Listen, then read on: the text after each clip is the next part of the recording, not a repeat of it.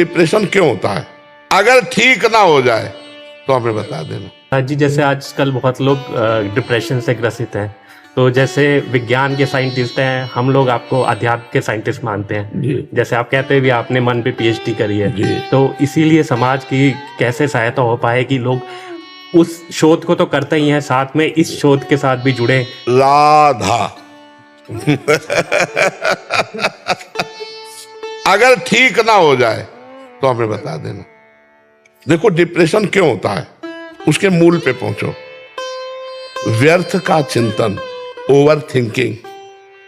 खास बात समझो, जब हमारे मन को कोई रास्ता नहीं मिल रहा है तो कभी दाएं कभी बाएं, कभी नेगेटिव कभी पॉजिटिव, वो सोचते सोचते सोचते सोचते अब शक्ति तो छीना ही हो रही, बढ़ रही नहीं, क्योंकि जगत का जो इतना चिंतन है ये शक्ति का ह्रास करता है और भगवान का चिंतन शक्ति को बढ़ाता है।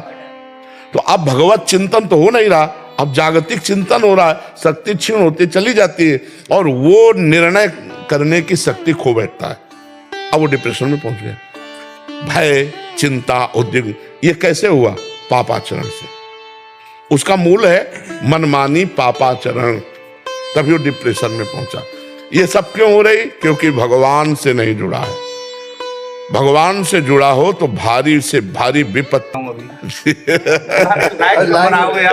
ये चाहता हूँ। वैसे हमारे प्रभु के दरबार में नालायक का ही ज्यादा आदर होता है। देखो प्रभु को किसी लायकात की जरूरत नहीं और हम किसी लायक नहीं।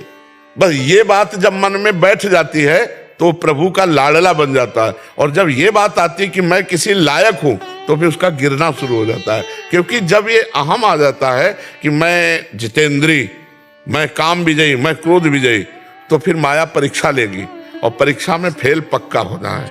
और अगर जब ये हम पहले का ही रहे तो हमारी परीक्षा की जरूरत ही नहीं है, तो हमें लगता है हम नालायकी भले रहते अच्छा रहेगा।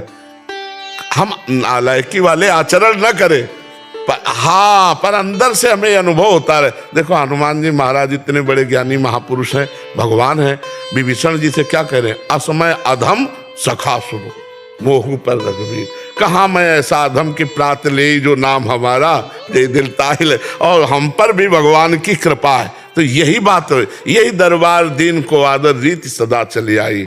ये दरबार भगवान का ऐसे के लिए ही है कि मैं किसी योग्य नहीं हूं तो भगवान गले लगा लेते हैं, और जिनको ये मैं योग्य हूं तो योग्यता का फल भोगो जाके, और लोगों में भगवत प्राप्ति नहीं।